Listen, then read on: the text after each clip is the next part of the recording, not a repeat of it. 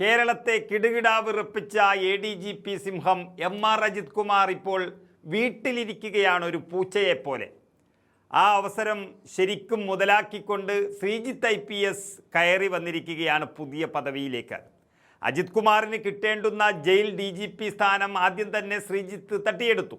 ADGP സ്ഥാനത്തുള്ള MR Ajith Kumar സസ്പെൻഷനിലായതാണ് അദ്ദേഹത്തിന് ഗുണമായി മാറിയത്. നവകേരള സദസ്സിനിടെ മുൻ മുഖ്യമന്ത്രി പിണറായി വിജയന് വേണ്ടിയുള്ള ഗൺമാന്മാരുടെ രക്ഷാപ്രവർത്തനത്തിൻ്റെ കേസ് അട്ടിമറിക്കാൻ നീക്കം നടത്തിയിട്ടാണ് ഇപ്പോൾ MR അജിത് കുമാർ വീട്ടിലിരിക്കുന്നത്. സാക്ഷാൽ പിണറായി വിജയൻ പോലും ആ ഭാഗത്തേക്ക് തിരിഞ്ഞു നോക്കിയിട്ടില്ല. അപ്പോൾ മനസ്സിലായിരിക്കുന്നു ഒരു കുഞ്ഞും ആപത്തിൽപ്പെടുമ്പോൾ കൂടെയുണ്ടാകില്ല എന്നുള്ളത്. അതായത് ഈ പറയുന്ന 2 IPS ഉദ്യോഗസ്ഥരും തെറ്റ് ചെയ്തവർ തന്നെയാണ്. ADGP സ്ഥാനത്തിരിക്കെ തന്നെ മുൻകൂട്ടി അനുമതിയില്ലാതെ വിദേശയാത്ര നടത്തിയെന്ന ആരോപണങ്ങളും വിവാദങ്ങളുമൊക്കെ നിലനിൽക്കുകയാണ് ആഭ്യന്തര വകുപ്പ് ശ്രീജിത്ത് IPSന് ഇപ്പോൾ സ്ഥാനക്കയറ്റം നൽകിയിരിക്കുന്നത്.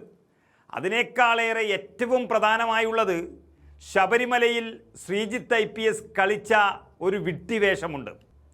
2018 സുപ്രീം കോടതി വിധിയെ തുടർന്ന് ശബരിമലയിലേക്ക് സ്ത്രീകളെ പ്രവേശിപ്പിക്കുന്ന സമയത്ത് ശ്രീജിത്ത് IPS എന്തായിരുന്നു എന്ന് കേരളത്തിന് നന്നായി അറിയാം. കോടതി വിധി വന്നു എന്നുള്ളത് സത്യം തന്നെയായിരുന്നു. കോടതിക്ക് അങ്ങനെ പറയാം. എന്നാൽ നൂറ്റാണ്ടുകളായി ശബരിമലയിൽ അനുവർത്തിച്ചു വരുന്ന നൈഷ്ഠിക ബ്രഹ്മചാരിയായ അയ്യപ്പന് മുന്നിൽ 10നും 50നും ഇടയിൽ വയസ്സ് പ്രായമുള്ള സ്ത്രീകൾ വരാറില്ല എന്നുള്ളത് കോടിക്കണക്കിന് വിശ്വാസികൾക്ക് അറിയാവുന്ന കാര്യമാണ്. അത് ശബരിമലയിലെ ഒരു നിയമമായിരുന്നു.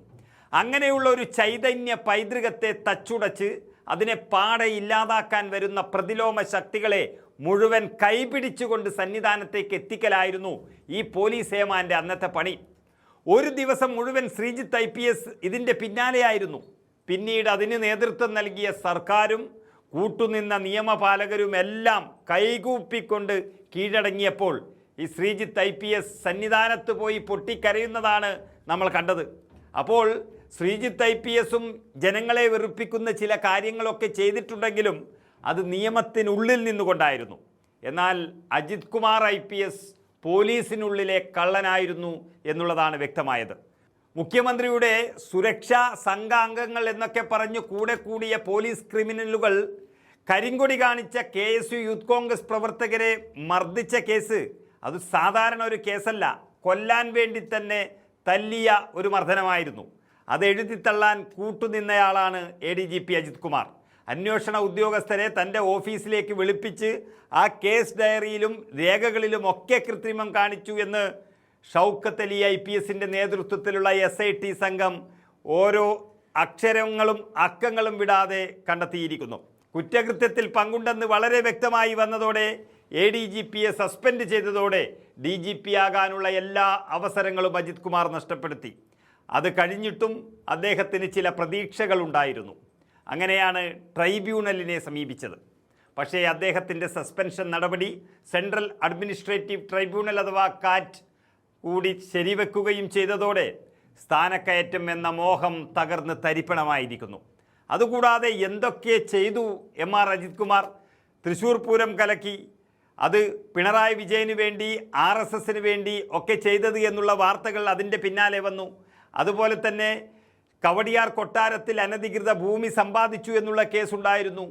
ശബരിമലയിലെ ട്രാക്ടർ യാത്ര ഏറെ വിവാദമായിരുന്നു. അങ്ങനെ ചെയ്തതെല്ലാം അനധികൃതമാണ് എന്നും പിണറായി വിജയൻ എന്ന മുഖ്യമന്ത്രിയുടെ തണലിൽ തന്നെ ആരും ഒന്നും ചെയ്യില്ല എന്നുള്ളൊരു തോന്നലായിരുന്നു ADGP അജിത് കുമാറിനുണ്ടായിരുന്നത്. പക്ഷേ എല്ലാം പോയി. അതായത് ഉപ്പു തിന്നവൻ വെള്ളം കുടിച്ചിരിക്കുന്നു. അതിൽ തന്നെ ഒരു വ്യക്തമായ പാഠം കൂടി ഇതിലുണ്ട്. ചെറിയ ചെറിയ തെറ്റുകൾ എല്ലാ മനുഷ്യർക്കും സംഭവിക്കാം. അതിനേറ്റവും നല്ലത് പ്രായശ്ചിത്തം തന്നെയാണ്. താൻ ചെയ്തത് തെറ്റാണെന്ന് മനസ്സിലാക്കിയാൽ തന്നെ അതിന് കാലം തന്നെ പരിഹാരം കാണും. താൻ ചെയ്ത തെറ്റ് ആവർത്തിച്ചു കൊണ്ടിരിക്കുകയും തന്നെ തൊടാൻ ഇവിടെ ആരുമില്ല എന്ന് മനസ്സിൽ വിചാരിച്ച് അഹങ്കരിച്ചു കൊണ്ടിരിക്കുന്നവർ ഓർക്കുക, നാളത്തെ അജിത് കുമാറായി മാറും എന്നുള്ളതാണ് സത്യം.